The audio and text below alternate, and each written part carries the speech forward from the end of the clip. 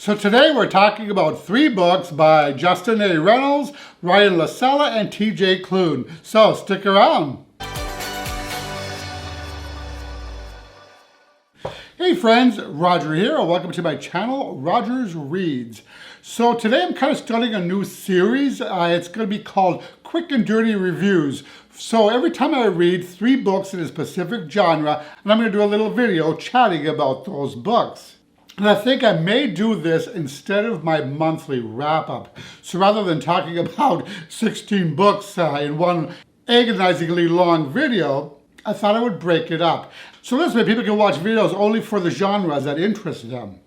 For example, if you don't like fantasy or urban fantasy, then you can skip those videos. So let's see how this goes. So the first book that I want to talk about is entitled Early Departures, written by Justin A. Reynolds. And this is his latest offering, and this is an author that I always enjoy. And it's kind of difficult to classify this book. I was thinking maybe magical realism, but then on second thought, I think I'd go with contemporary with a touch of sci-fi. So the story follows a young man named Jamel, and he once had a best friend named Q, which is short for Quid. But we learn right away in the book that Jamel, for some reason, blames Q for his parents' death 2 years earlier, and really has not spoken to Q since the funeral. So now Q resents Jamel as well and feels abandoned by him. So we have a very messy relationship dynamic going on here. So one night, Jamel is walking by the water when he hears a cry for help. He dives in to rescue the person, and of course, it's Q. He begins dragging Q to shore, but ends up losing strength along the way. But he somehow manages to make it, but Q is unconscious, but alive. Jamel then hurries to the hospital where he learns that Q has died. Now that is not the end of our story, because you see there is a new technology that would allow Q to be reanimated. That is to say, to be brought back to life with no memory of his death or what happened to him. But there is one major catch. He'll only be alive for a short time, a couple of weeks max, but maybe only days. Once that time has passed, then that's it. He's gone for good. So Jamel discusses this possibility with Q's mom, and she agrees to have the people in charge of this technology, and it's not the hospital, the doctors, but an outside outfit.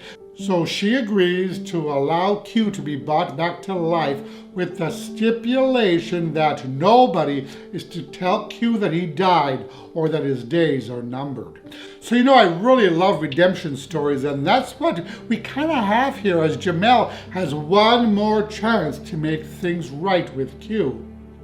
So what's interesting is that in so doing, Jamel ends up creating a new type of family that supports him and surrounds him with love. And I thought that these aspects of the story were especially moving. We also have a huge focus on friendship and family in the novel, as well as forgiveness. So my huge takeaway from this novel is that how we are all on limited time with the people we love. And now is the time to focus on making these relationships and these moments in our lives count. So imagine what you would do if you only had a few days left. So we definitely see the importance here of seizing the day. So what's interesting about the structure of this book that I've noticed right off the bat is that the chapters actually count down. So we start out with chapter 100. It's probably not showing up very well. And then we move down to 99, 98, etc. So this kind of provides an ominous feeling to it as the chapters count down. But I will say that this story is incredibly sad, so be sure to have some tissues handy. So this is kind of like, they kind of reminded me of They Both Die at the End by Adam Silvera, in that we know how it's all going to turn out. And I knew that there'd be no way I would not tear up at the end.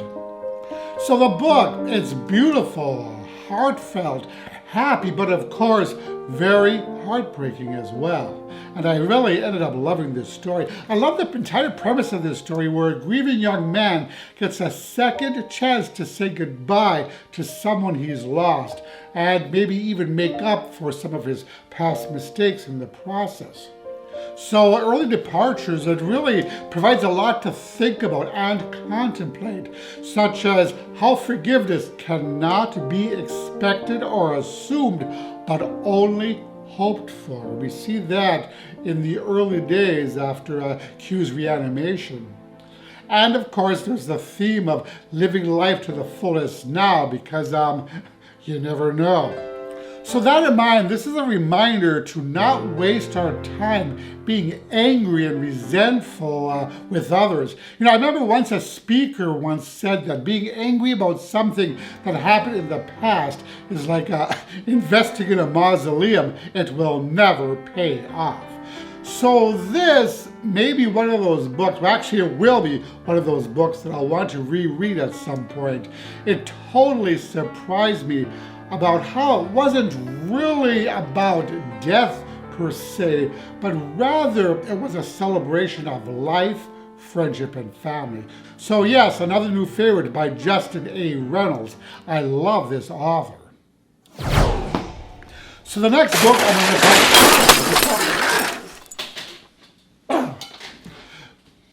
So the next book that I want to talk about is entitled Reverie by Ryan La Sala. So this is a contemporary magical realism / fantasy tale that follows our main character, Kane Montgomery, who wakes up in the hospital following a coma, where he learns that the police found him nearly dead in the river. But he cannot remember anything at all about his accident, how he got there, what he was even doing there, and everything in his life now seems a little bit off kilter, like something's not quite right. Then he discovers that one of the girls from his school was a friend of his and that they actually hung out quite a bit over the past few months. But the funny thing is he has no recollection of ever being friends with this person. Moreover, he then discovers that he was close to 3 other classmates who refer to themselves as the others, but again, no memory of ever associating with them. So it's at this point that he has no idea who he can trust, and the gaps in his memory begin disturbing him more and more. But when fantastical worlds begin materializing out of nothing, Kane has to put his trust into these one-time friends / strangers in order to figure out what in the heck is going on. Oh, and he has to do this before a certain villain winds up destroying the world, and the kicker is only he can stop it. If only he could remember what needs to be done. So this was such a delightfully queer and campy book. Our main character, Kate, is gay, and there may or may not be a love interest, and another one of the main characters is a quite flamboyant drag queen. But apart from that, I also found this to be quite an imaginative, fun romp full of magic and adventure. The premise of our dream world becoming manifest was also quite compelling, and I thought that the author did a really good job of bringing it to life.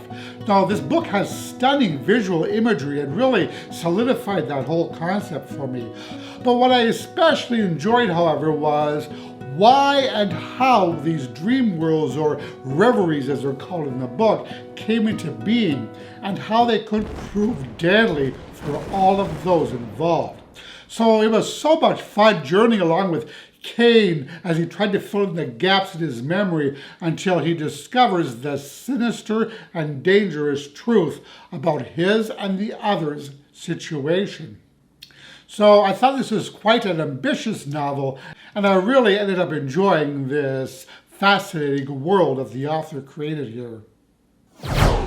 And the next book I want to talk about is entitled The Extraordinaries by TJ Klune. I read an ebook version of this book, so I don't have a copy, but I'll put the cover up above. So the story follows our main character, Nick Bell, a high school junior with ADHD who lives alone with his father, who is a police officer. So they reside in Nova City, a city of superheroes who are called Extraordinaries, and Nick is a die-hard fan of one particular superhero, Shatterstar. And Nick harbors a not-so-secret crush on the superhero. So Nick spends his days writing fan fiction about Shatterstar and Shatterstar's arch-nemesis, Pyro Storm. So Nick's best friend Seth, who also happens to be super cute and may or may not be a potential love interest, beta reads all of Nick's writings. So Nick is crushing pretty heavily on Shatterstorm, and that crush becomes even more exasperated after Nick has a real-life encounter with the superhero. And after that encounter, he decides that he's going to do whatever it takes to become a superhero himself, an extraordinary. And that is to say, he is going to learn how to somehow morph into a superhero. But when the battle between Shatterstar and Pyro Storm escalates to epic proportions, Nick finds himself thrust right in the center of it. So, I love this book on so many different levels. First off, the humor and the banter was superb and caused me to cackle out loud on several occasions.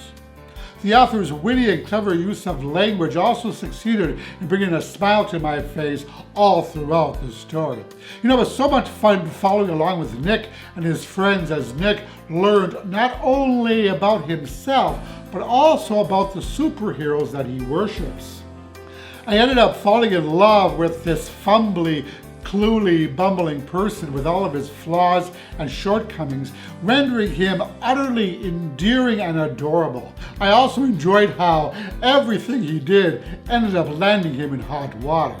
So Nick's voice grabbed me instantly with its sharp humor and tender growing up moments and did not let go until the very last page.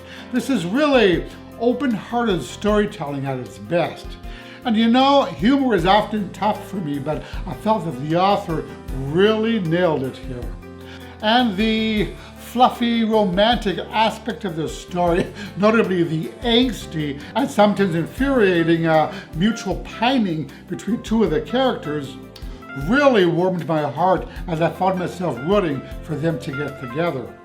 And I also love the representation in this story about a lovable queer boy with ADHD. The secondary characters, many of whom were also queer, were also equally amazing. So we have Seth, who's bisexual, we have Gibby, who's kind of a badass, and Jazz, formerly a popular girl, both of who are lesbian best friends of Nick and Seth, who are also romantically involved with each other. Then there's Nick's ex-boyfriend Owen, who continues to thrust himself in Nick's circle of friends, and who, as we learn later on, has some pretty serious issues of his own to contend with.